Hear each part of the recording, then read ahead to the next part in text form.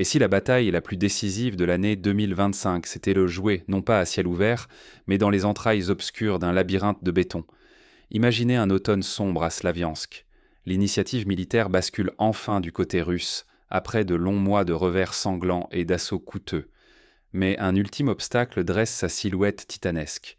Une immense zone industrielle métamorphosée en forteresse souterraine, auréolée de mythes d'invincibilité. Dans le ventre de ce complexe, 3000 défenseurs inflexibles s'organisent. Leurs réserves garantissent plusieurs mois de résistance coupés de la lumière du jour. Les abris sont enfouis dans un maillage de tunnels soviétiques à plus de 30 mètres sous la surface. L'artillerie classique et les bombes aériennes les plus puissantes n'y peuvent rien. La technologie semble désarmée face à cette forteresse d'ombre. Chaque assaut frontal vire au carnage, chaque tentative d'encerclement échoue. Le commandement russe bute sur une impasse. Impossible de déloger l'ennemi sans sacrifier des centaines de soldats. Impossible aussi de contourner ce nœud stratégique vital pour la conquête de Slaviansk. Ici se joue bien plus que le sort d'un quartier industriel. La légende d'invulnérabilité du bastion, le moral des troupes, l'issue de la campagne entière. Pour comprendre l'importance d'un tel bastion, rappelons-nous l'histoire. La Seconde Guerre mondiale a vu maintes fois des villes ou des usines fortifiées résister des semaines, voire des mois, face à des assauts massifs. On pense à Stalingrad, où des usines comme la Tracteur et la Barricadi ont tenu contre vent et marée, ou encore à la bataille du Reichstag à Berlin, où les derniers défenseurs allemands se sont retranchés dans le béton. Dans ces cas, le moral, l'ingéniosité et la préparation transformaient chaque bâtiment en une citadelle presque impossible à réduire. Le combat bascule alors dans l'inconnu où l'obscurité dicte sa loi. Débute une guerre d'un nouveau genre, une guerre des ombres, là où la force brute s'efface devant l'ingéniosité, l'audace et la capacité à repenser la victoire. Mais comment une citadelle censée tenir plusieurs mois a-t-elle pu s'effondrer en moins d'une semaine ? Pour saisir l'ampleur de ce basculement fulgurant, il faut revenir au point de rupture et comprendre pourquoi toutes les stratégies traditionnelles ont échoué. Derrière ces murs de béton, chaque détail va compter. C'est ici que la logique de la guerre va basculer et révéler l'importance de l'innovation tactique. Qu'est-ce qui transforme un complexe industriel en forteresse cauchemardesque pour la plus moderne des armées ? À l'automne de l'an 2025, la Promzona de Slaviansk n'était pas une simple succession d'ateliers désertés.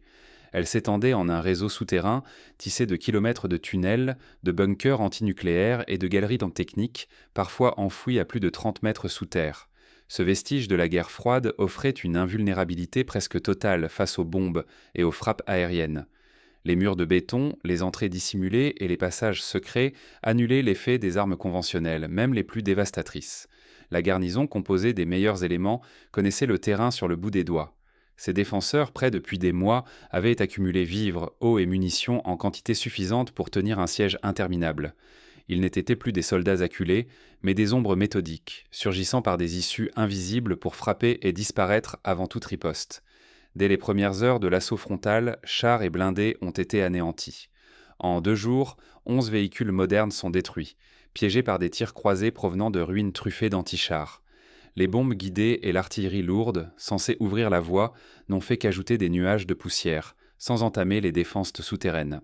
Chaque fenêtre, chaque brèche, chaque mètre de terrain se transformait en piège mortel. Tireurs d'élite et mortiers camouflés freinaient en toute avancée, tandis que les pertes humaines du côté des assaillants grimpaient inexorablement. Les défenseurs exploitèrent l'obscurité et le chaos spatial pour tendre des embuscades, frapper à revers, désorienter les groupes d'assaut. Très vite, le commandement russe doit constater l'échec des méthodes classiques. Ni les frappes massives ni le courage des troupes ne percent ce bouclier. Chaque jour de siège entame un peu plus les stocks, le moral et la crédibilité de l'offensive. L'ennemi, invisible, impose son rythme et force l'armée à gaspiller temps, ressources et prestige. Pour mieux comprendre ce phénomène, souvenons-nous de la bataille de la forteresse de Brest en 1941. Alors que les Allemands pensaient en l'affaire pliée en un jour, les défenseurs soviétiques ont tenu plus d'une semaine dans un réseau de caves et de bunkers, à la surprise générale. Ce sont souvent les espaces souterrains qui brisent les certitudes des plus puissantes armées.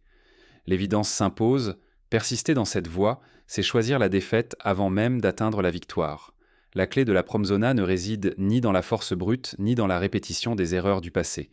Il faut soit s'obstiner dans l'impasse, soit oser inventer une nouvelle façon de combattre. Mais comment basculer d'une tactique stérile à une rupture décisive ? Ce choix, à Slaviansk, allait tout changer. Quand tout semble perdu, faut-il briser le mur ou y chercher une fissure? Au quartier général russe, la tension est palpable. Autour des écrans, les généraux énumèrent des options extrêmes. Bombes à dépression pour aspirer l'oxygène, inondation totale, armes chimiques d'un autre âge. Mais chaque scénario se heurte à la réalité. Trop risqué, trop incertain, politiquement suicidaire. L'échec serait retentissant et entacherait à jamais la réputation de l'état-major. Pour illustrer à quel point de telles options sont extrêmes, rappelons que lors de la Seconde Guerre mondiale, l'armée allemande a tenté d'inonder les catacombes d'Odessa pour en déloger les partisans soviétiques, sans succès décisif et avec un coût humain et politique terrible. De même, les Américains au Vietnam ont essayé d'utiliser des gaz ou de l'eau pour neutraliser les tunnels du Viet Cong, souvent avec peu d'effet et beaucoup de controverses. Un colonel, silhouette taillée par les années, propose alors l'impensable. Inutile de tout détruire. Entrons dans leur ombre, faisons de leur abri notre terrain de chasse. Son idée, inspirée des batailles de Mariupol et de Soledar, glace l'assemblée. Puis, lentement, elle s'impose, infiltrer, surprendre, renverser la peur. Un nom circule. Les taupes, légendes des opérations souterraines, formées à survivre dans la nuit et le silence. Parmi ces taupes, on retrouve des vétérans des opérations urbaines en Syrie, des spécialistes ayant déjà combattu dans les souterrains de Palmyre ou de Damas. Leur expérience est précieuse. Ils savent que dans l'obscurité, l'audition, la patience et la discipline priment sur la force brute. On leur confie parfois des missions d'exploration qui rappellent les sapeurs de Verdun, creusant des galeries pour surprendre l'ennemi. En moins de 48 heures, 200 spécialistes convergent vers le labyrinthe industriel. Leur équipement tranche, armes silencieuses, drones araignées capables de ramper dans les conduits, systèmes respiratoires autonomes, lunettes à vision nocturne et capteurs thermiques. Leur mission: cartographier l'inconnu, anticiper tous les pièges d'un réseau bâti pour défier la guerre nucléaire. L'état-major ordonne la suspension de toute activité en surface. Il faut feindre la pause, endormir l'ennemi, pendant que, sous terre, commence une partie d'échecs invisible. Chaque tunnel est sondé par radar, chaque plan d'archives examiné à la loupe, chaque ancien ouvrier interrogé en secret. Le moindre détail peut sauver ou condamner. Une anecdote historique éclaire l'importance de l'information. Lors du siège de Sébastopol en 1942, les Soviétiques avaient bâti des tunnels et des abris profonds, et seule la connaissance intime du terrain a permis à la Wehrmacht de progresser, lentement, en déployant des spécialistes du génie pour repérer les points faibles. Peu à peu, un plan prend forme. Il ne s'agit plus de prendre d'assaut, mais de se glisser là où l'ennemi ne regarde pas. L'objectif, la surprise totale. Un bruit, un éclat de voix et tout s'effondre. Les meilleurs spécialistes du pays risqueraient leur vie et l'opération entière basculerait dans l'échec. La précision, la coordination, le sang-froid deviennent vitaux. La guerre, désormais, se joue dans l'ombre. La cartographie avance mètre après mètre. Chaque intersection, chaque trappe, chaque piège potentiel est répertorié.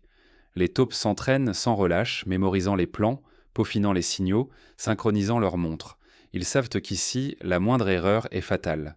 Le moment décisif approche. Les cartes sont presque prêtes, les itinéraires balisés, les équipes n'attendent plus que le signal. L'opération Slaviansk va basculer dans l'inconnu, là où la lumière ne pénètre pas et où chaque pas peut décider du sort de la guerre. Mais dans l'ombre, l'ennemi n'est jamais vraiment aveugle. En face, les défenseurs préparent leur propre riposte, prêts à transformer chaque tunnel en piège mortel. 6 groupes, 60 hommes. Ils s'enfoncent, muets, dans le ventre de la bête. Le moindre faux pas pourrait tout anéantir, car si l'ennemi les repère, le piège se refermera en une fraction de seconde. L'infiltration débute à 0 heure. Aucun assaut, aucune annonce, seulement des ombres qui s'étirent, avalées par l'obscurité. Chaque équipe s'introduit par une brèche différente.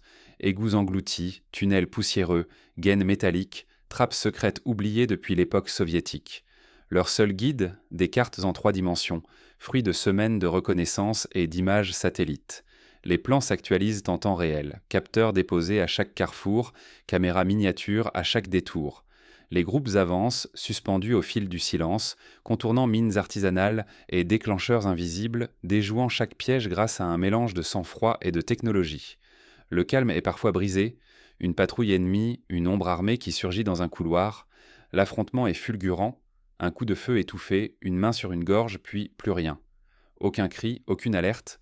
Les infiltrés disparaissent déjà, effaçant toute trace, laissant derrière eux des corps que nul ne secourra.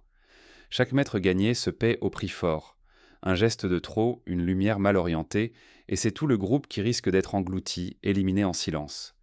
Pourtant, au fil des minutes, l'impossible devient réalité. Les spécialistes installent leurs propres yeux et oreilles dans le labyrinthe. Caméras infrarouges, balises de mouvement, capteurs acoustiques, chaque couloir se transforme en fil piégé où l'ennemi peut trébucher à tout instant. Pour donner un exemple concret, lors des opérations à Mossoul en 2017, des équipes spéciales irakiennes utilisaient déjà de petits drones pour explorer les tunnels de Daesh et placer des microphones pour intercepter les communications. À Slaviansk, cette technologie atteint un nouveau degré de précision et d'audace. Les sentinelles ukrainiennes sont frappées d'impuissance. Des hommes disparaissent sans bruit, des alarmes hurlent dans le vide, des sorties s'évanouissent. La paranoïa s'insinue. Le commandement tente de reprendre la main. Il ordonne de déclencher les pièges, de saturer certains tunnels de gaz, d'obstruer les passages stratégiques. Mais chaque fois, les infiltrés anticipent, bifurquent, exploitent la moindre faille ouverte par la panique.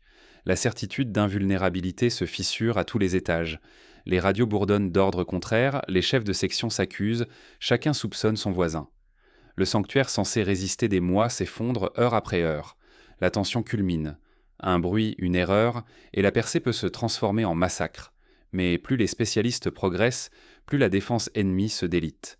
Les points d'appui se taisent, la coordination disparaît, l'aura d'imprenable se dissout dans la peur. L'initiative a changé de camp. Désormais, dans la confusion, tout devient possible. Déclencher la deuxième phase, frapper partout et sans relâche pour achever la résistance et briser toute riposte. L'opération entame alors sa phase la plus risquée, où chaque seconde compte et où le moindre faux pas peut tout faire basculer. Les ramifications de ces choix tactiques vont bientôt se révéler au grand jour. Et si le seul moyen de vaincre un monstre était de le forcer à s'engloutir lui-même? Sur ce pari naît la tactique de l'hydre. Plutôt que d'attaquer en un seul point, les assaillants ouvrent de multiples fronts, frappant vite et partout, se repliant pour surgir ailleurs. Chacun devient une tête imprévisible du serpent mythique. Cette approche rappelle celle des commandos britanniques lors du raid sur Saint-Nazaire en 1942. Plutôt que d'attaquer frontalement la base navale allemande, ils ont multiplié les diversions et frappé simultanément à différents endroits, semant la confusion et rendant la défense impossible à coordonner. Très vite, la confusion s'installe. L'ennemi, surpris par cette pluie de coups éclairs, s'épuise à disperser ses maigres forces, incapables d'anticiper la prochaine attaque. Les défenseurs, isolés en petits groupes, ne peuvent en plus communiquer autrement que par bribes paniquées. Mais la stratégie ne s'arrête pas là.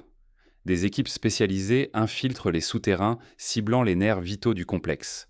En moins de quelques heures, elles font exploser les réserves de nourriture, sabotent les générateurs, coupent les câbles entre les bunkers.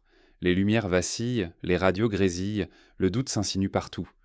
Dans la forteresse Tellae, c'est la panique. Sans ordre ni information, les chefs perdent pied. Les groupes isolés s'observent avec méfiance, redoutant la trahison ou la percée ennemie. L'avantage défensif se dissout. Il ne reste qu'une mosaïque de poches assiégées, chacune livrée à elle-même. C'est alors que le coup décisif se prépare. Tandis que les défenses s'effritent, toutes les équipes convergent vers le centre de commandement. L'assaut est fulgurant. En 27 minutes, la citadelle tombe. Les chefs sont capturés ou neutralisés avant même de comprendre l'ampleur de la déroute. Le choc est total. Privée de direction, la résistance s'écroule en un éclair. Les derniers survivants, encerclés et terrifiés, déposent les armes. La zone industrielle, autrefois jugée imprenable, change de main en une matinée. Cependant, cette victoire éclair n'était pas sans péril. À la moindre faille de coordination, tout pouvait basculer dans le désastre. Pourtant, l'audace paie. Cette opération marque un tournant. Désormais, la guerre urbaine se gagne par l'agilité, l'inventivité et l'intelligence collective. Mais toute victoire laisse des traces. À Slaviansk, l'après-coup allait révéler de nouveaux défis, et la vraie leçon de cette nuit sans sommeil. La guerre moderne ne se livre plus à coups de force brute. Désormais, l'intelligence structurée et la capacité d'adaptation rapide en sont les armes décisives. Les batailles se jouent dans le silence, là où l'audace stratégique remplace le fracas des canons. La prise de la zone industrielle de Slaviansk à l'automne de l'an 2025 en est la preuve éclatante. Cette forteresse, longtemps jugée imprenable, n'a pas cédé sous la puissance de feu, mais sous l'effet d'une vision neuve. Ce sont le professionnalisme des équipes, leur sang-froid, et surtout leur façon d'apprendre des échecs successifs qui ont ouvert la brèche. Là où une attaque frontale aurait condamné à l'enlisement et au massacre, seuls ceux qui ont osé rompre avec les dogmes anciens ont trouvé la faille. Refuser la fatalité du terrain, remettre en cause les automatismes, c'est là que réside la vraie supériorité. Les commandants qui ont su voir, derrière les apparences, les faiblesses masquées de l'ennemi, ont renversé le rapport de force. Chaque revers, chaque tentative avortée a été transformée en enseignement précieux. Dans l'ombre, loin des projecteurs et des certitudes, ils ont construit une solution inattendue. La victoire s'est dessinée dans les marges de la doctrine, là où le risque et l'inventivité font cause commune. Pour tout leader, pour chaque citoyen, cette histoire déborde le cadre militaire. Face à l'incertitude, apprendre, s'adapter et oser l'anticonformisme deviennent des atouts vitaux. Dans un monde où l'information circule plus vite que les ordres, penser à contre-courant, exploiter les angles morts, c'est se donner la chance non seulement de survivre, mais de l'emporter. La leçon de Slaviansk est limpide. L'avenir appartient à ceux qui conjuguent rigueur, audace et inventivité. L'innovation tactique n'est pas un luxe, mais une nécessité absolue. Elle sauve des vies, fait gagner du temps et préserve la réputation quand tout vacille. La victoire n'échoit jamais aux plus forts par défaut, mais à ceux qui savent de changer de perspective face à l'obstacle. Ceux qui transforment la défaite en tremplin et n'ont pas peur de l'inédit finissent par écrire l'histoire. Voici la clé stratégique. Dans l'épreuve, soyez prêts à désapprendre, à réinventer vos réflexes et à miser sur l'intelligence collective. Ce sont l'innovation partagée et la réflexion structurée qui forgeront les victoires de demain. Pour appliquer ces leçons à d'autres domaines, imaginons un entrepreneur confronté à une concurrence écrasante. Plutôt que de baisser les prix ou de lancer une guerre publicitaire, il pourrait s'inspirer de la tactique de l'hydre, multiplier les petits projets innovants, surprendre la concurrence sur des segments inattendus, saboter les monopoles en attaquant leurs points faibles. Ce principe de contournement et d'audace s'applique aussi bien dans l'économie, la recherche scientifique ou la gestion de crise. De même, dans la vie quotidienne, face à un problème qui semble insoluble, n'hésitez pas à cartographier le terrain, à réunir une équipe complémentaire, à tester des approches inédites. L'histoire de Slaviansk montre qu'il ne faut jamais sous-estimer la puissance d'un changement de perspective, ni la valeur de la préparation méticuleuse. Et si demain, la prochaine grande victoire, qu'elle soit personnelle, professionnelle ou collective, résidait dans votre capacité à voir ce que les autres refusent de regarder, à oser le premier pas dans l'ombre, là où tout paraît figé, car au fond, toute forteresse, aussi invincible soit-elle, recèle quelque part une fissure. La véritable victoire appartient à ceux qui savaient la chercher, la reconnaître et s'y engouffrer avec détermination. C'est là, dans cette brèche invisible, que s'écrit l'avenir. De Slaviansk à demain, la leçon demeure. L'innovation, l'audace et l'intelligence collective forment la clé des victoires les plus improbables. À vous d'en faire usage là où le combat vous attend,